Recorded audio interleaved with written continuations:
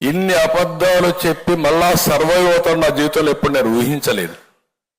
చెప్పిన అబద్ధం చెప్పకుండా చెప్పేయడం. ఎవరైనా నువ్వు తప్పు చేశావు అంటే వాళ్ళపైన పడిపోవడం. ఇంకా పోలీసులు వచ్చేస్తారు, తప్పుడు కేసులు పెడతారు, వీళ్ళు ప్రభుత్వం తరపున బ్రహ్మాండమైన అడ్వకేట్లు పెడతారు, మన సొంత డబ్బులు పెట్టుకోవాలి.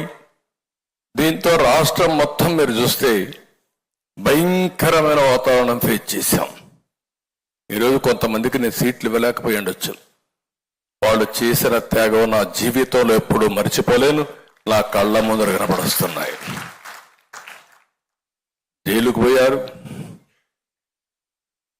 చాలా సఫర్ అయ్యారు, మానసికంగా క్షోభ అనుభవించారు, శారీరకంగా సఫర్ అయ్యారు. ఇవన్నీ ఎందుకు చేశారంటే నమ్మిన సిద్ధాంతం కోసం చేశారు. ఈరోజు మీరు కొన్ని ఎగ్జాంపుల్స్ మీకు చెప్తే ఎంత దారుణంగా ఉంటాయో ఒకసారి చూస్తే, ప్రతి ఒక్కటి ఫేక్ ప్రచారం.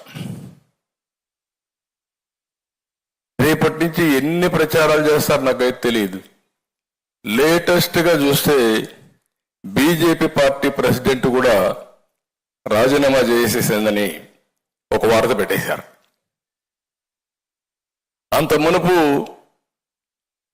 తెలుగుదేశం పార్టీ ఎన్డీఏలో ఉండడం, ఇది తాత్కాలికమైన పొత్తు, పోలవరం అమరావతి అన్నీ అయితే తప్ప మేమేం చేయడం లేదని చెప్పి ఇంకొక లెటర్ పెట్టేశారు నా పేరుతోనే. పురంధేశ్వరి గారు సరే మా ఫ్యామిలీ కావచ్చు, కానీ 30 ఏళ్లుగా ఆవిడ వేరే పార్టీలో ఉంది, కాంగ్రెస్ లో ఉంది, కేంద్రంలో మంత్రిగా పనిచేసింది, ఇప్పుడు బీజేపీలో ఉంది, రాష్ట్ర పార్టీ అధ్యక్షులుగా పనిచేస్తుంది. ఎన్ని తప్పుడు వార్తలు రాయాలో అన్ని తప్పుడు వార్తలు రాసే పరిస్థితికి వచ్చారు. రాజకీయాల్లో ఉన్నప్పుడు చాలా కుటుంబాల్లో వివిధ రాజకీయ పార్టీల్లో కుటుంబ సభ్యులు ఉంటారు, వాళ్ళు నమ్మిన పార్టీకి వాళ్ళు పనిచేసుకుంటారు. అలాంటిది ఎన్ని తప్పుడు వార్తలు పెట్టాలనో అన్ని తప్పుడు వార్తలు పెట్టారు. జనసేన పార్టీ ఉంది, పవన్ కళ్యాణ్ గారు, మేము వాళ్ళ కోసం మేము పనిచేయాల్సి వచ్చే పరిస్థితి వస్తుంది, మా కోసరం కాదు, ప్రజల కోసరం కాదు. ఒక 2 నిమిషాలు అయితే ఒక వార్త పెట్టేసి కాపుల్ ఆయన ఓట్ బ్యాంక్ స్ట్రాంగ్ గా ఉంటే వాళ్ళందరిలో అపోహలు వచ్చి పెట్టడం, మేము సీట్లన్నీ కూడా ఇద్దరు అడ్జస్ట్ చేసుకుంటే ఈ పొత్తులో సీట్లు ఒకరికి అన్యాయం జరిగిపోయింది, ఒకరికి న్యాయం జరిగిపోయిందని మాట్లాడడం. అంటే మీకు ఒక్కటి కాదు, ఎన్ని విధాల ప్రయత్నం చేయాలనో అన్ని విధాల ప్రయత్నం చేసే పరిస్థితికి వచ్చారు. లేటెస్ట్ మీరు ఒకసారి చూస్తే ఎంత దుర్మార్గం అంటే, విశాఖపట్నంలో డ్రగ్స్ పట్టుకున్నారు. విశాఖపట్నంలో డ్రగ్స్ పట్టుకుంటే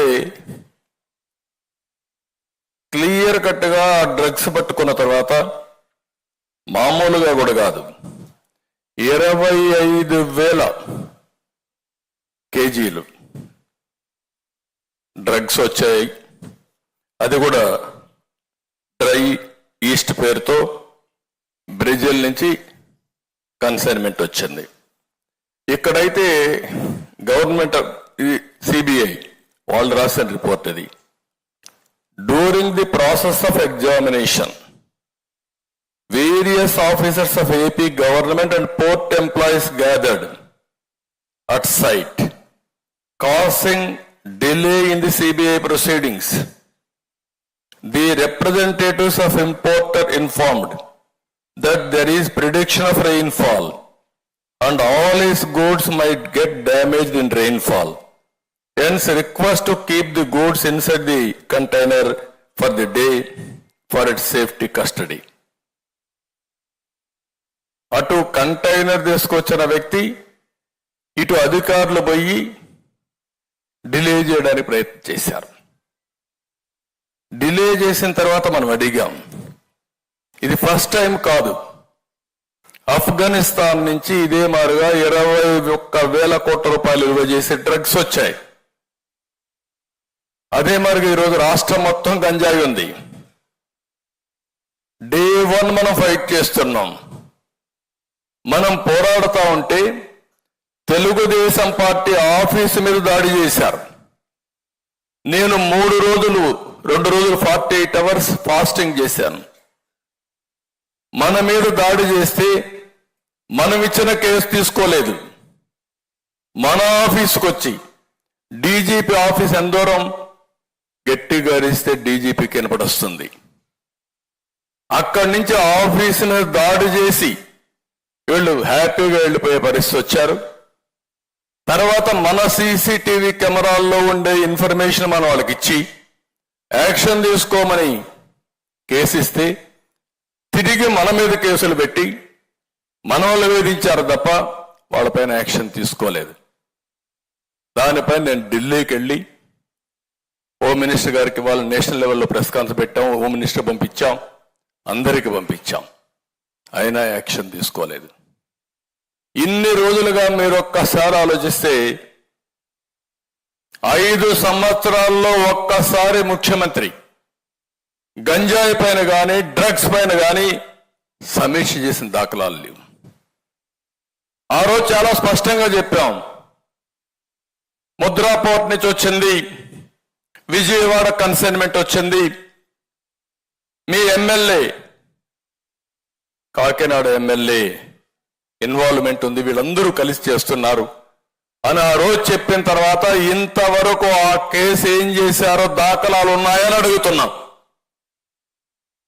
ఇది జవాబుదారీతనం ఉండాల్సిన అవసరం ఉందా లేదని అడుగుతున్నా ఈ ముఖ్యమంత్రిని. సమాధానం చెప్పమంటున్నాం. నిన్న ఏదైతే విశాఖపట్నంలో జరిగితే మీరు ఆ ఫోటో చూస్తే వాళ్ళ పార్టీ వ్యక్తి ఫోటో ఏంటి, అతను చూస్తే వాళ్ళ పార్టీ వ్యక్తి అయితే మనం చెప్తే ఇమ్మీడియట్ గా మన మీద మళ్ళా ఆరోపణ. అంటే ఎంత దుర్మార్గం అంటే ఆ ఫోటో మీరు చూడండి. కోనం వీరభద్రరావు, కోనం కృష్ణకుమారి, భోగి సంక్రాంతి కనుమ శుభాకాంక్షలు.